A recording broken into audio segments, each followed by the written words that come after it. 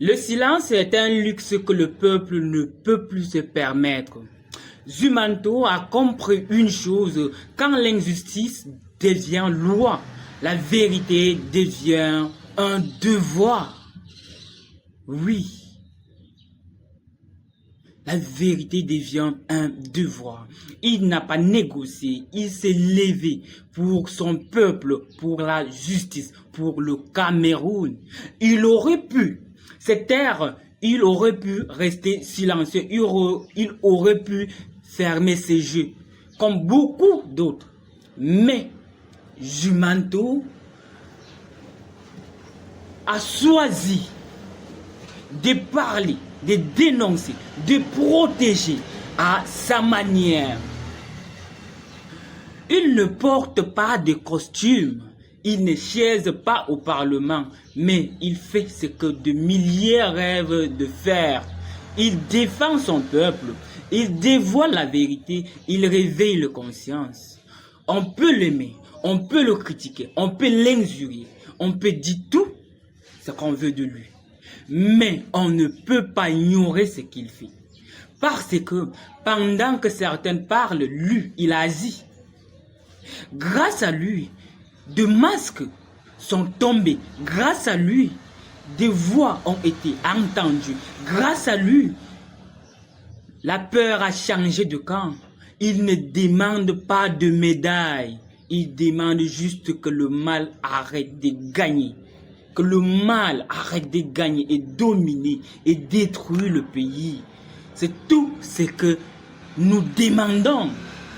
Zumanto n'est pas un sauveur pour moi, il n'est pas un sauveur, il est un homme debout. Oui, qui fait sa part des choses à sa manière. Et ça, c'est plus fort que tous certains discours ici. C'est tous. J'ai dit plus fort que tous certains discours ici. Et là, je sais pourquoi je le dis.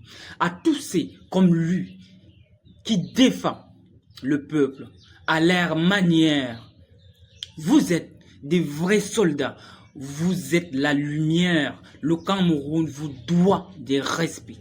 Le Cameroun vous doit de respect.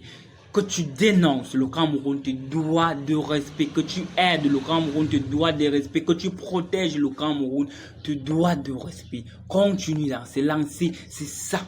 Le peuple vous voit, le peuple vous soutient. La jeunesse Cameroun de base est une génération qui refuse de subir. Oui, dans un pays souvent fragilisé par des défis économiques, politiques et sociaux, la jeunesse camerounaise est loin d'être une génération perdue. Au contraire, elle incarne une force silencieuse qui réveille, qui s'organise et ose rêver encore plus grand. La jeunesse camerounaise a un esprit de bâtisseur malgré les obstacles. Beaucoup pensent que les jeunes sont paresseux. Mais pour moi, je dis non, les jeunes ne sont pas paresseux. La réalité, c'est que des milliers de jeunes camerounaises travaillent du jour et de nuit, parfois sans salaire, parfois dans des conditions précaires, juste pour ne pas tendre la main. Ils sont vendeurs de rue, coiffeuses, livreurs à moto, artistes, enseignants, bénévolats, développeurs, autodidactes, agriculteurs modernes.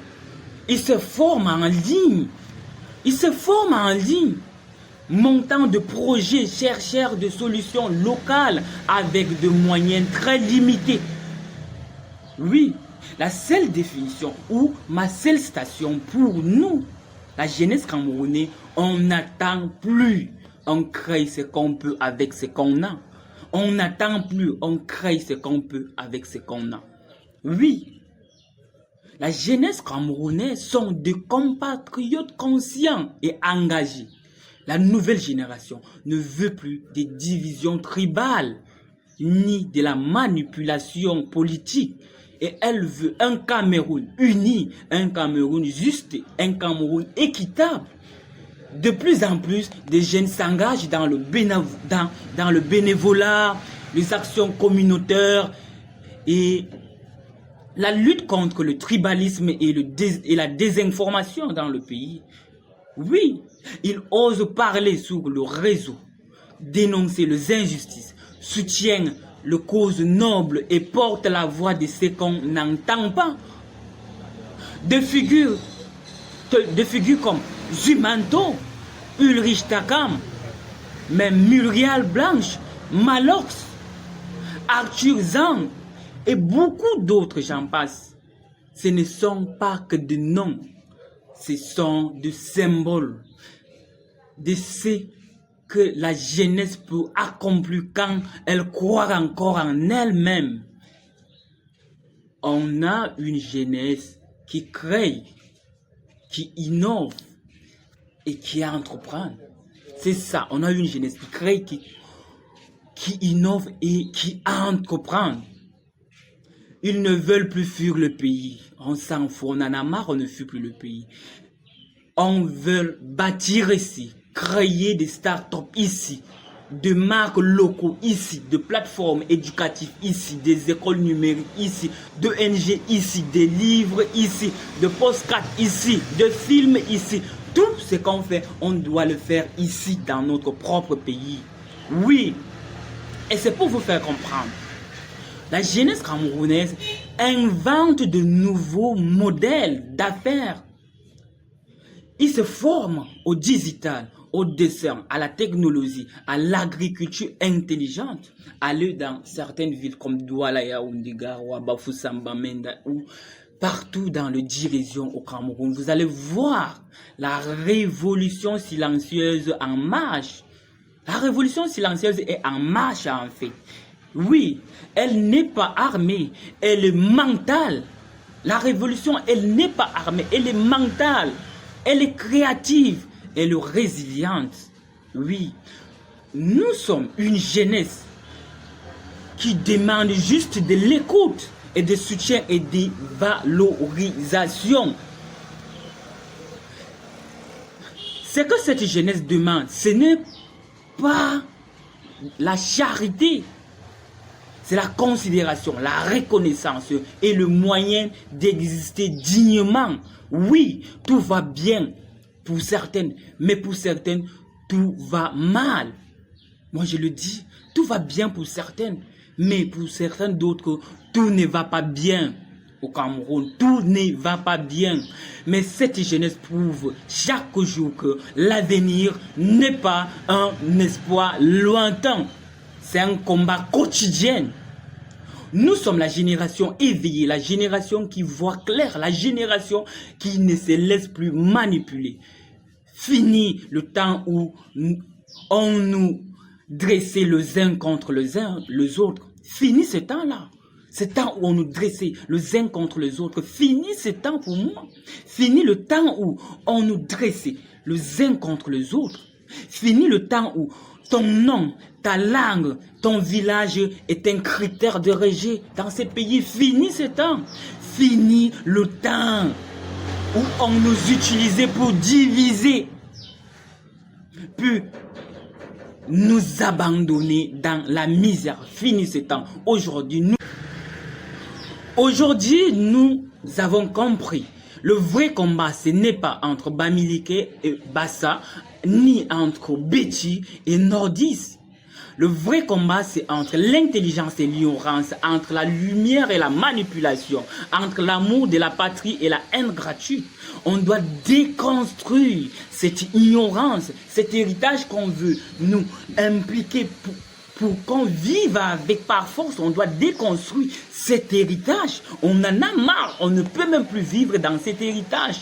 Oui, nous sommes cette genèse qui dit assez de discours de haine, assez d'esclavage ethnique, assez de politique du sang divisé, assez de ceux qui nous tiennent vers le bas pour leurs intérêts personnels, assez. La nouvelle génération camerounaise, nous brisons le chêne du tribalisme. Nous sommes nés dans des régions différentes, mais nous rêvons ensemble. Là, on est d'accord. Nous sommes nés dans des régions différentes, mais nous rêvons ensemble. Nous parlons différentes langues, mais nous baptisons le même pays. Nous avons des histoires uniques, mais nous créons, nous écrivons un seul pays, sous un seul drapeau, avec une seule vision. Et cette vision, c'est un Cameroun fort, c'est un Cameroun uni, c'est un Cameroun juste. Car nous savons que le tribalisme appauvrit, que la haine détruit et que l'unité élève. L'ennemi, ce n'est pas ton frère d'une autre région. Pour moi, l'ennemi, ce n'est pas ton frère d'une autre région. L'ennemi, c'est le mensonge, la corruption, l'injustice, le vol de nos rêves. On ne divisera plus cette jeunesse. On ne manipule plus nos couleurs. On n'éteindra plus notre lumière. Oui, cette jeunesse, elle est consciente. Nous sommes cette génération debout, celle qui bâtit, celle qui pardonne, celle qui unit, celle qui change le destin du pays ici, le Cameroun. Nous sommes invincibles. Nous sommes invincibles. Donc, si on est unis, nous sommes invincibles. Et c'est ça. Mais si on est divisé, nous sommes vulnérables. Alors, quelle est la solution qu'on doit prendre là maintenant? Et quelle est la solution? Écrivons ensemble le nouveau chapitre de notre nation, le Cameroun, la terre de merveilleux. Le Cameroun, la terre de merveille. L'Afrique en miniature. Et l'Afrique en miniature, ce n'est pas un slogan, hein?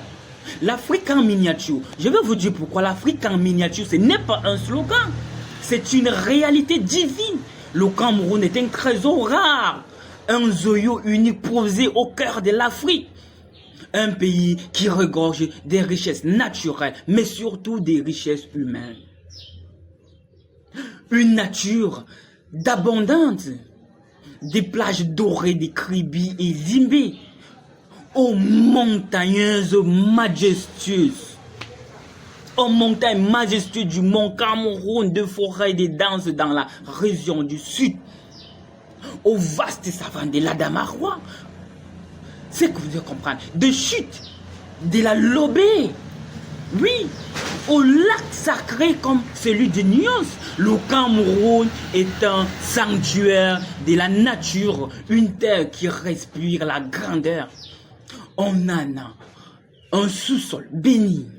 On a un sous-sol béni. Pétrole, bauxite, or, fer, diamant, gaz, on en a. On a tout. Le sol camerounais, c'est une bénédiction que beaucoup de pays nous envient. Pour moi, une richesse qui est bien gérée peut bâtir des générations d'abondance. Nous avons une terre nourricière. On a des cacao, des cafés, coton, maïs, manioc, banane, miel, poivre. On en a beaucoup, même j'ai connu Tambao que Dieu en fait. Nous sommes capables de nourrir l'Afrique. Même au-delà, nous sommes capables de nourrir l'Afrique, même les Occidentaux. Oui, l'agriculture camerounaise est une perle endormie qu'il est temps de réveiller. On a besoin des machines, des tracteurs. Il faut que cette agriculture doit se réveiller. Cette agriculture doit se réveiller. On doit nourrir l'Afrique, on doit nourrir le monde. La jeunesse camerounaise sont des travailleurs. On a une richesse culturelle sans égale au monde, sans égale. Plus de 250 langues au Cameroun, plus de 300 ethnies, plus de 500 plats traditionnels. Quelle merveille! Des traditions fortes, on en a. Des danses mystiques, on en a. Des habits colorés, on en a. Des rites sacrés, on en a. On en a tous ces éléments. Chaque peuple camerounais est une bibliothèque vivante. Un peuple vaillant, ingénieux. Le Cameroun est travailleur, débrouillard, créatif et résilient. Le Camerounais s'est transformé le peu en beaucoup. Ce n'est que le Camerounais qui peut le faire. Et rire même dans la tempête, ce n'est que le Camerounais qui peut le faire. Du taximan au cultivateur, vous allez voir l'harmonie, l'amour. Ils échangent, ils se comprennent. Plus de 250 langues avec plus de 300 ethnies. Le Cameroun n'est pas divisé. Le Cameroun dit non au tribalisme. Mais là, j'en suis sûr, tu vas voir. Je t'ai dit que du taximan au cultivateur. Regardez un peu les artistes jusqu'aux ingénieurs. Ils sont comme ça. Les hommes d'affaires, beaucoup. Ils sont solidaires. Nous portons en nous l'ADN des bâtisseurs d'avenir. Pas l'ADN de mauvaise foi, de la haine. Nous portons en nous l'ADN des bâtisseurs d'avenir. Pas de la haine, pas de tribalisme, pas de mauvais discours. Des talents qui brillent dans le monde. Ce n'est qu'au Cameroun. Du Lion Samuel Eto'o, Francis Ngannou, de Richard Bona, André Onana. Le Cameroun exporte des légendes dans le sport, la musique, les arts. La diaspora brille et honore nos origines. Partout, regardez, la diaspora honore nos origines. Et partout où ils mettent pied, nous avons quelque chose en nous qu'on ne doit pas laisser quelques poignées d'individus pour les détruire. Nous sommes un peuple spirituel. Oui, musulmans, chrétiens, animistes, nous vivons la foi dans le respect, la prière et l'expérience. Le Cameroun est une terre de croyance, d'énergie et de bénédictions. Oui, le Cameroun est riche, mais sa plus grande richesse, c'est son peuple. Une jeunesse qui s'élève, une jeunesse qui entreprend, une jeunesse qui rêve, une jeunesse qui innove, une jeunesse qui crée. C'est ça sa plus grande richesse.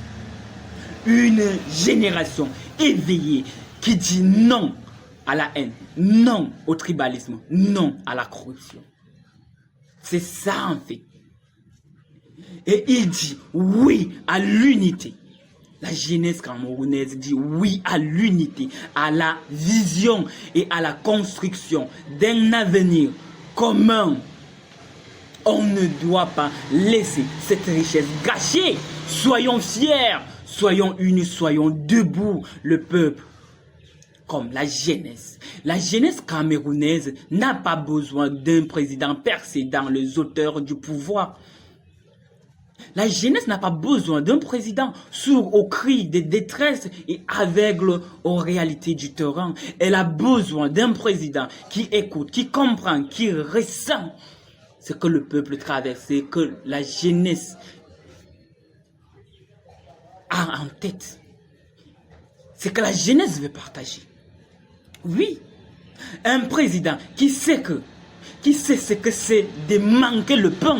Un président qui sait ce que c'est de manquer le pain, l'école, l'eau, l'électricité, la route, des hôpitaux. Beaucoup d'autres gens passent. Un président qui ne méprise pas le rêve des jeunes, mais les accompagne. Un président qui ne voit pas la jeunesse comme un problème, mais comme la solution. Aujourd'hui, ce peuple, cette jeunesse ne veulent plus de promesses creuses. Elle veut des actions concrètes. Elle veut un leader de terrain, un bâtisseur d'espoir, un homme ou une femme de vision, d'humilité et de courage. Un président qui saura que l'avenir du pays ne se joue pas seulement dans le grand sommet, mais dans le quartier oublié, le village délaissé, les esprits frustrés. Le peuple a besoin d'un président qui parle moins et agisse plus. Un président qui unit, pas qui divise. Un président du cœur, pas du calcul. Ces cris, ce besoin, cet appel d'un peuple qui attend depuis trop longtemps. Et il est temps que cet appel soit entendu. Moi, je suis le fondateur de Nyavunfo, le père de la douleur, né dans la souffrance, loin dans ces pays, a aussi un feu en moi qui fait à ce que je crée ma fondation. Je partage la douleur et je mets en valeur l'éducation, la résilience, la détermination et l'éveil de conscience. On doit se poser des questions et déconstruire certaines ignorances. Arrivé à un certain niveau, on en a marre. Ceux qui partent crever dans le désert, il faut dire que souvent j'en ai marre. C'est mieux que je parte, mais crever dans le désert, dans la Méditerranée et autres. Ces peuples ont besoin de vous. C'était Nya Vunfu, le fondateur.